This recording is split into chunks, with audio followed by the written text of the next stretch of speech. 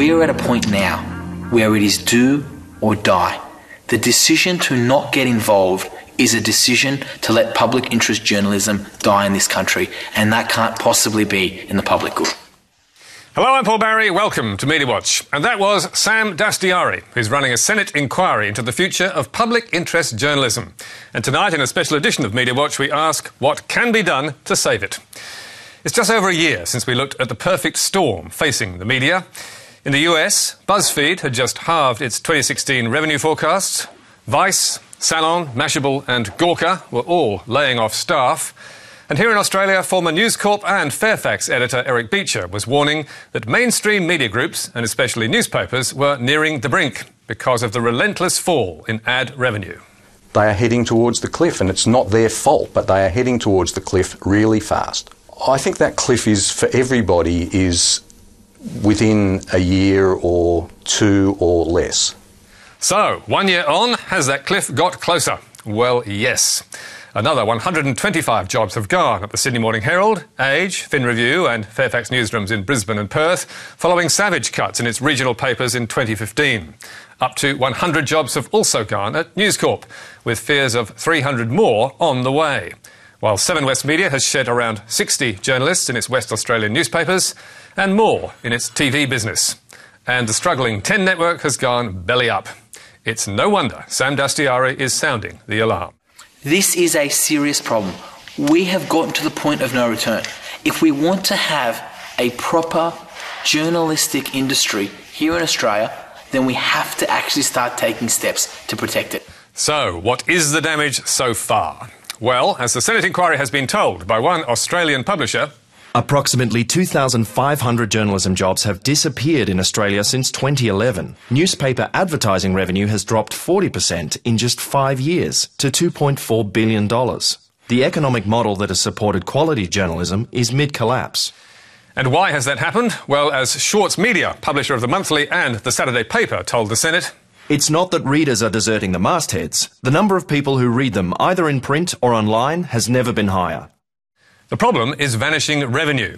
Newspaper sales have plummeted and dollars from print advertising have turned into cents from digital ads. And it's a similar story around the world, as the 2017 Reuters Institute Digital News Report by Nick Newman makes clear. Print ad revenue is continued to fall in many countries, double-digit falls in print revenue, and that is what has sustained a lot of print newspapers. Still, a lot of them are getting most of their revenue from print, so this is a really serious problem still. And digital advertising revenue, most of the growth, most of the new money that is coming into online is going to Google and Facebook, to those two companies in most countries. Here in Australia, print advertising revenue is still falling at around 10% a year, and digital advertising is not replacing it. Mainly because, as Newman says, and as Fairfax chief Greg Hywood told the Senate, Google and Facebook are gobbling it up. In the US, they're taking 85% of the growth in the display market, and there's similar trends in Australia. So clearly, for organisations that provide no content or deliver no original content, they are hoovering up a lot of the dollars in the market. Almost two-thirds of online advertising in the US goes to the two digital giants, and their share is growing worldwide. With almost 2 billion monthly users, Facebook's revenue is rising at a phenomenal 50% a year, while Google's is growing at 20%, but from a far bigger base. And in Australia, they are almost as dominant. Here, Facebook has 15 million users, of which 14 million are on mobile devices. And this has brought a huge change in the way young Australians in particular get their news. Pretty much Facebook, mostly. Sometimes Twitter, but yeah, that's about it. The news, basically in my house, we get it from the TV mainly, but I do use Facebook a lot for my news. The internet, that's all I get my news from. I don't watch news on TV at all. So word of mouth and social media, really. And the fact that news is so freely available means the majority of consumers are not prepared to pay for it. It's super cheap to pay for news, but I don't really see why you need to when it's all available online. I feel like the news should just be free to anyone, so I don't see why I'd have to pay for it. It's kind of at the touch of your fingertips on Facebook, so why pay for it? 7 out of 10 Australians say they would never pay for online news. And that's why Facebook and Google, who distribute it for free, are now accused of killing the industry they rely on. News Corp Australia boss Michael Miller wrote recently, Google has done more than anything to destroy the journalism model, and the biggest losers are the Australian public. And the same charge has been levelled both in the UK and in the US. It's not that Mark Zuckerberg set out to dismantle the news business when he founded Facebook 13 years ago, yet news organisations are perhaps the biggest casualty of the world Zuckerberg built. There's reason to believe things are going to get worse. And the situation is now so bad that some are proposing radical solutions. Writing in the New York Times under the headline, What Facebook Owes to Journalism, the author of an American study suggested that Google and Facebook should fork out billions of dollars to repair the damage they are causing. We think of this as kind of a massive, unsolvable problem, the collapse of local journalism, something that's just so big that it can't possibly be fixed. In fact, Google and Facebook could fix it by writing one check each. It is a big idea, a $4 billion fund to keep quality journalism alive, especially at the local level. But Stephen Waldman is adamant they can afford it. As a point of reference, in 2016, the four tech giants, meaning Google, Facebook, Verizon, and Apple, posted an $88 billion profit. By comparison, the combined profit for the New York Times, Gannett, and McClatchy, the newspapers, was $41 million with an M. Waldman is hoping he and his fellow Americans can shame Google and Facebook into doing the right thing without government intervention. But in Canada, the debate has gone further, with ex-Globe and Mail editor Ed Greenspon warning the tech giants must be made to pay up or local journalism is doomed. Well, it's pretty bleak, I think. The largest newspaper chain in Canada is probably heading back toward bankruptcy. It came out of bankruptcy in 2010. Other news organizations are also not doing well. But by and large, we're just going to see more layoffs, fewer reporters, less coverage of the institutions of democracy and democratic discourse.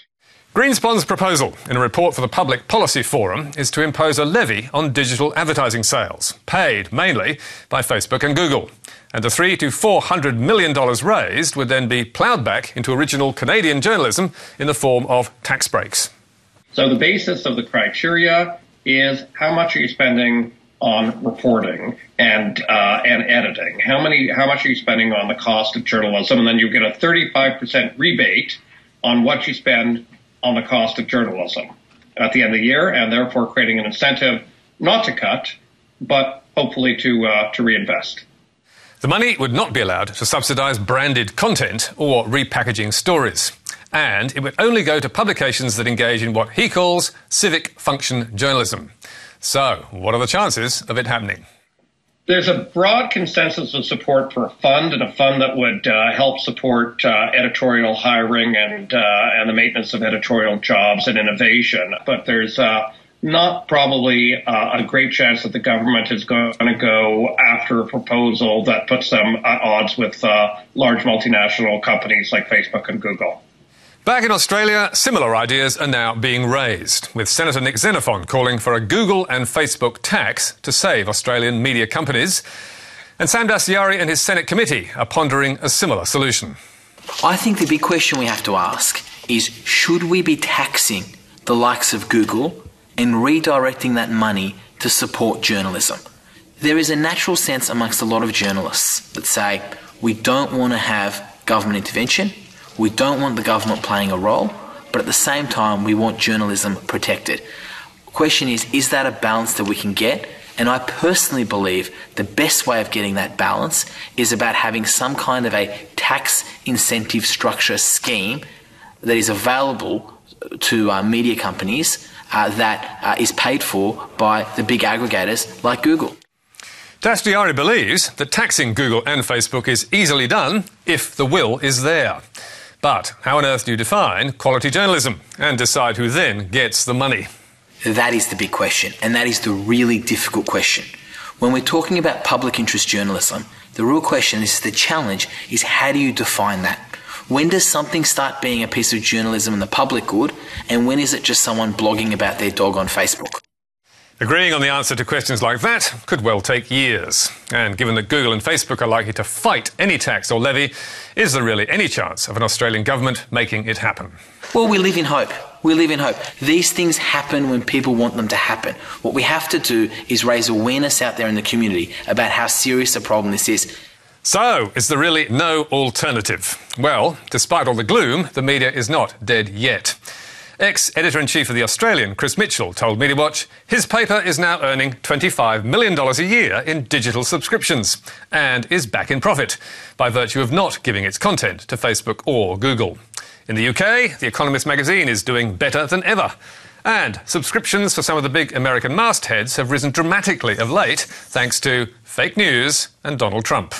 When you talk to publishers, they've added, 500,000 for the New York Times, for example, 200,000, 250,000 for the Wall Street Journal. And the reason for that is it's many people on the left who feel that they need to support journalism to help journalism. So almost a third of the people who are paying say they're doing so to help journalism. The big question is, can that last? And even with this so-called Trump bump, the New York Times is still struggling because print advertising revenue has fallen yet again. And most of the smaller, local media groups in the States have seen no benefit at all. Outside of the Capitol and the New York Times, journalism is struggling and in as much of a crisis as ever. And in fact, are still laying off people, still cutting their newsrooms in half, still taking away reporters from City Hall. And that's a real crisis for democracy. If you don't have good local reporting, you are not going to have an informed citizenry. As one study in Seattle and Denver discovered in 2014, dead newspapers reduce civil engagement. That is, fewer people contact local politicians, take protest action, or join school or community groups once their papers close. In Britain, local news has also been dying back for years, but in a radical new initiative, the BBC is doing its bit to help. You have the BBC now putting 150 reporters into commercial news organisations, and the journalism they do is going to be shared between those newspapers and the BBC locally. It'll be interesting to see how it works and whether it is possible for the commercial and public service models to work together. That's a model Australia could perhaps copy, but the ABC tells us it has no plans to do so. However, even Facebook agrees that local news needs protecting, with Mark Zuckerberg's manifesto published in February accepting that Facebook has a duty to keep the community intact.